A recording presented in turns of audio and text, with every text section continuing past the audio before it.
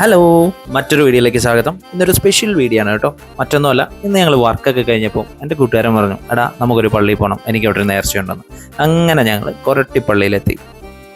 അവിടെ ചെന്ന് കഴിഞ്ഞപ്പോഴാണ് അറിഞ്ഞത് അത് വളരെ ഐതിഹ്യങ്ങളൊക്കെ നിറഞ്ഞ ഒരു പള്ളിയാണെന്ന്. മേലൂർ നമ്പൂതിരി പള്ളിക്ക് കൊടുത്ത നേർച്ചപ്പഴത്തിൽ നിന്നും ഒരു പഴം എടുത്തു കഴിയുകയും അതിനുശേഷം ആ മനുഷ്യന് വിട്ടുമാറാത്ത വയറുവേദന വരികയും ചെയ്തു. ഇത് മാറാൻ പലതരത്തിലുള്ള വൈദ്യസഹായം തേടിയെങ്കിലും ഫലമുണ്ടായില്ല.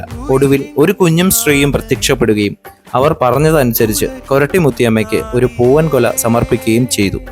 അങ്ങനെ ആ വിട്ടുമാറാത്ത വയറുവേദനയ്ക്ക് ഒരു ശമനം ഉണ്ടായി എന്നുമാണ് ഐതിഹ്യം.